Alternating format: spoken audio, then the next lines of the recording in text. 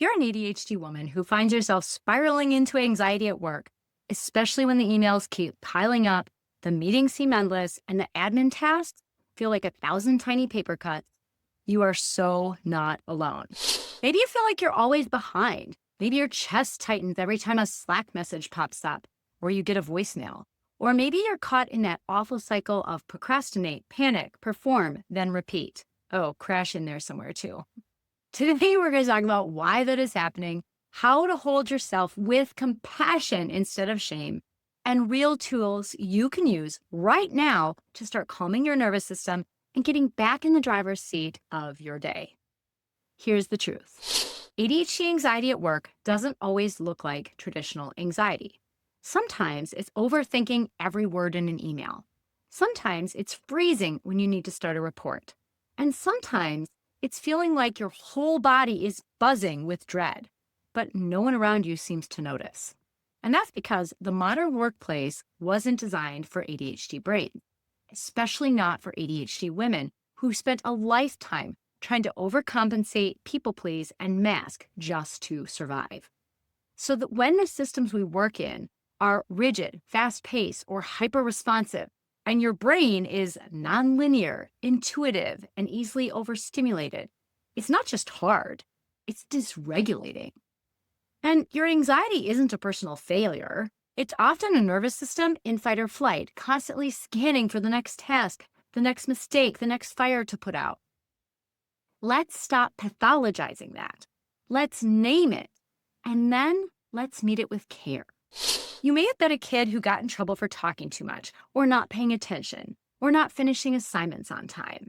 And now, as an adult, those same wounds show up when you miss a deadline, when you forget a meeting, or when your inbox hits 47 unread messages, or more like 1,047.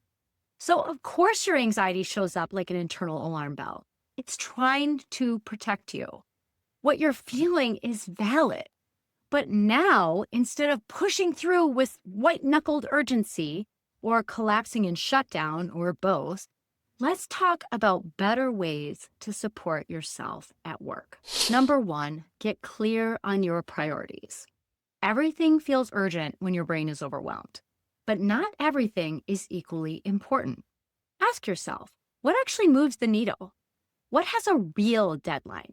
What's noise and what's essential? Create a priority anchor for the day, 1 to 3 things max that truly matter, and everything else can orbit around that. Number 2, say no with kindness, especially up the chain.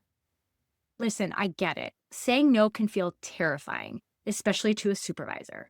But here's a script that can protect your bandwidth and sound collaborative. I can absolutely take that on.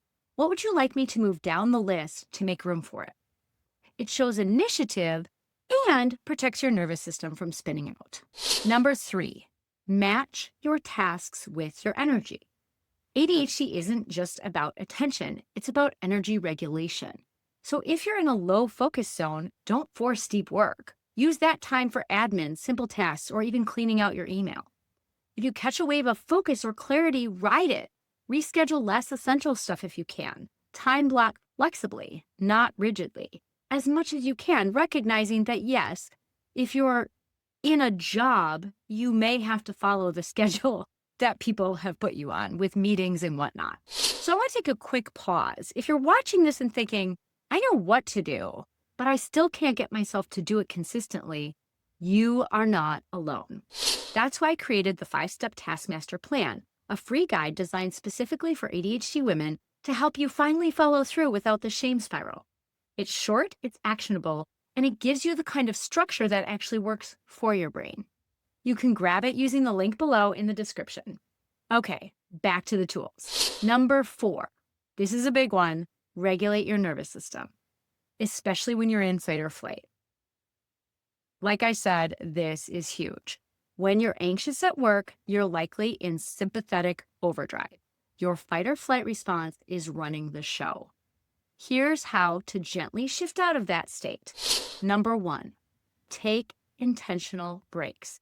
Even 2 minutes away from your screen can help. Number 2, go outside if possible.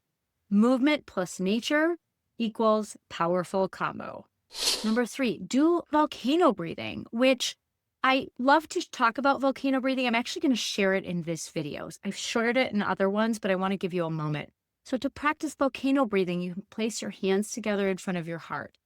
And as you inhale, you reach your arms up overhead. As you exhale, bring your arms down around by your side and back to center.